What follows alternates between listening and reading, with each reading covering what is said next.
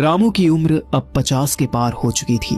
उसका शरीर थका हुआ था, लेकिन वह रोज सुबह अपनी पुरानी बोरी कंधे पर टांग कर पुरी की गलियों में निकल पड़ता। पुराने लोहे, प्लास्टिक और कागज बीनना उसकी रोजी रोटी थी। ओडिशा के एक छोटे से गांव से आया रामू अब पुरी में रहता था, जहां जगन्नाथ भगवान का मंदिर उसकी जिंदगी का एकमात्र सहारा था। जीवन ने उसे इतने दुख दिए थे कि हर रात वह मंदिर के बाहर बैठकर रोता और भगवान से पूछता, हे जगन्नाथ, मैंने क्या गलती की जो इतनी मुश्किलें सह रहा हूं। रामू का बचपन गांव में बीता था। उसके पिता गरीब किसान थे। सूखे ने सब कुछ छीन लिया। जब रामू 10 साल का था, फसलें बर्बाद हो गईं, जानवर मर गए और पिता कर्ज के बोझ से हार गए। उन्होंने दुनिया छोड़ दी। मां ने किसी तरह रामू और छोटे भाई श्यामू को पाला। वह रोज मजदूरी करती, लेकिन गरीबी बहुत थी। एक दिन खेत में काम करते हुए मां को सांप ने डस लिया। पैसे नहीं थे, दवा नहीं मिली, मां नहीं बची। रामू और श्यामू अनाथ हो गए। गांव वालों ने थोड़ी मदद की, लेकिन जल्दी वे बोझ लगने लगे। रामू ने सोचा कि शहर जाकर कमाई करेगा और श्यामू को पढ़ाएगा। पुरी पहुंचकर रामू ने छोटी सी झोपड़ी ली। दिन भर कबाड़ बीनता, शाम को बेचता। जो पैसे बचते श्यामू को भेजता। श्यामू स्कूल जाता, लेकिन गरीबी में मन नहीं लगता था। रामू हर रविवार मंदिर जाता, दर्शन करता और प्रार्थना करता, हे प्रभु, मेरे भाई को अच्छी जिंदगी दो, मुझे बस इतना दो कि मैं उसे पढ़ा सकूं। लेकिन एक दिन श्यामू को तेज बुखार आया। गांव में डॉक्टर दूर था। रामू को खबर मिली तो वह दौड़ा दौड़ा गया, लेकिन देर हो चुकी थी। श्यामू नहीं रहा। रामू टूट गया। वह कई दिनों तक रोता रहा, भगवान से पूछता रहा, क्यों मेरे सब कुछ छीन लिया। शहर लौटकर रामू और मेहनत करने लगा। अब उसके पास कोई नहीं था, सिर्फ कबाड़ की बोरी और जगन्नाथ का नाम। शहर की मुश्किलों ने उसे और दुख दिया। एक दिन वह अमीर घर के बाहर कबाड़ बीन रहा था। घर की मालकिन ने उसे गलत समझा और पुलिस बुला ली। पुलिस ने रामू को पकड़ लिया और जेल में डाल दिया। वहां बहुत सताया गया। 2 दिन बाद जब पता चला कि वह निर्दोष है तो छोड़ दिया गया, लेकिन उसके शरीर पर चोट के निशान रह गए। उस दिन की कमाई भी चली गई। वह भूखा सोया, लेकिन अगले दिन फिर काम पर निकला। समय बीता। रामू की जिंदगी में सरिता आई। सरिता गरीब थी, मंदिर के पास फूल बेचती थी। दोनों की मुलाकात मंदिर में हुई। सरिता ने रामू की कहानी सुनी, उसका दर्द समझा। वे साथ घूमते, बातें करते। रामू को लगा अब खुशी आएगी। उन्होंने सादगी से शादी कर ली, छोटी झोपड़ी में रहने लगे। सरिता गर्भवती हुई। रामू बहुत खुश था। वह सोचता, हे जगन्नाथ, अब परिवार बनेगा। लेकिन प्रसव के समय बड़ी समस्या हो गई। अस्पताल में पैसे नहीं थे, डॉक्टर मदद नहीं कर सके। सरिता और बच्चा दोनों नहीं बचे। रामू फिर अकेला रह गया। वह अस्पताल के बाहर बैठकर बहुत रोया। लोग देखते रहे, लेकिन किसी ने साथ नहीं दिया। अब रामू की उम्र बढ़ रही थी। घुटने दर्द करते, लेकिन काम नहीं छोड़ता था। एक दिन फैक्ट्री के बाहर कबाड़ बीनते हुए मालिक ने गुस्सा किया। उसने अपने लोगों को बुलाया। रामू को बहुत पीटा गया। उसकी एक टांग बुरी तरह घायल हो गई। वह लंगड़ाने लगा।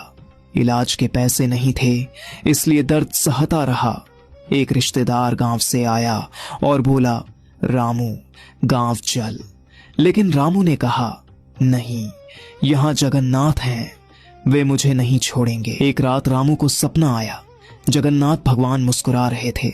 बोले, रामू, तेरी भक्ति सच्ची है, मैं तेरी परीक्षा ले रहा हूं, धैर्य रख। रामू जागा, आंसू बह रहे थे। वह मंदिर गया, घंटों प्रार्थना की, लेकिन जीवन की यातनाएं कम नहीं हुई। अब शहर में विकास हो रहा था। बड़े बड़े मॉल बन रहे थे। रामू की झोपड़ी पर बुलडोजर चढ़ा दिया गया। वह बेघर हो गया। रातें फुटपाथ पर काटनी पड़ती। सर्दी में ठंड से कांपता, बारिश में भीगता। एक दिन पुलिस ने उसे उठाया, तू यहां सो नहीं सकता, और उसे शहर के बाहर फेंक दिया। रामू पैदल लौटा, लेकिन रास्ते में चोरों ने उसे लूट लिया। उसके पास कुछ नहीं बचा। रामू अब पूरी तरह टूट चुका था। वह मंदिर के बाहर बैठा रहता, भिखारी बन गया। लोग उसे देखते, लेकिन कोई मदद नहीं करता। एक दिन एक अमीर आदमी आया, मंदिर में दान दिया। रामू ने हाथ फैलाया, लेकिन उस आदमी ने थूक दिया, गंदे कबाड़ी, दूर हट। रामू रो पड़ा। वह सोचता, हे भगवान, मैंने क्या गुनाह किया। लेकिन जगन्नाथ की कृपा अभी बाकी थी। एक रात मंदिर के पुजारी ने रामू को देखा। पुजारी जी दयालु थे, उन्होंने रामू की कहानी सुनी। आंसू आ गए उनके। उन्होंने रामू को मंदिर में छोटी सी नौकरी दी, सफाई करने की। रामू खुश हो गया। अब वह मंदिर में रहता, भगवान की सेवा करता। लेकिन दुख अभी खत्म नहीं हुए। एक दिन मंदिर में चोरी हो गई, सोने के आभूषण गायब। पुलिस आई, जांच हुई। किसी ने रामू पर शक किया क्योंकि वह गरीब था। पुलिस ने उसे पकड़ा, यातनाएं दी, बिजली के झटके, मारपीट। रामू चीखता रहा, मैं निर्दोष हूं, लेकिन कोई नहीं सुना। जेल में डाल दिया गया। वहां कैदी उसे तंग करते, कबाड़ी तू चोर है। रामू की हालत खराब हो गई। वह बीमार पड़ गया, लेकिन दवा नहीं मिली। वह प्रार्थना करता, हे जगन्नाथ बचाओ मुझे। महीनों बाद सच्चाई सामने आई। चोरी मंदिर के एक कर्मचारी ने की थी। रामू को छोड़ दिया गया, लेकिन अब उसका शरीर कमजोर हो चुका था। वह मंदिर लौटा। पुजारी जी ने उसे गले लगाया। क्षमा करो रामू, हमने गलती की।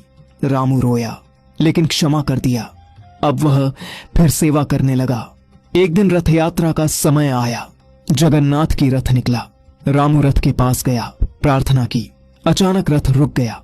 परंपरा है कि रथ खुद चलता है, लेकिन उस दिन रुका। लोग हैरान। पुजारी जी ने कहा, भगवान किसी की पुकार सुन रहे हैं। रामू ने रथ को छुआ और रथ चल पड़ा। लोग चिल्लाए, जय जगन्नाथ। उस दिन से रामू की जिंदगी बदल गई। लोग उसे जगन्नाथ का भक्त मानने लगे।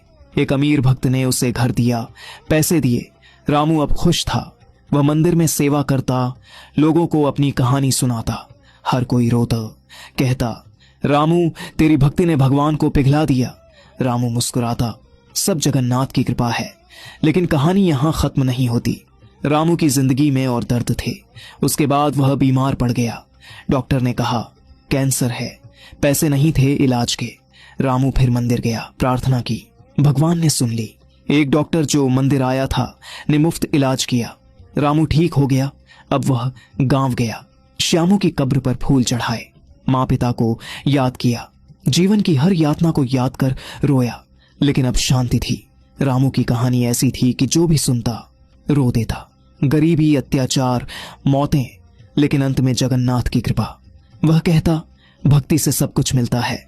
और लोग सुनकर सोचते, अपनी जिंदगी में कितनी छोटी समस्याएं हैं। रामू अब बूढ़ा हो गया, लेकिन मंदिर में रहता, हर शाम भजन गाता, जय जगन्नाथ, जय जगन्नाथ।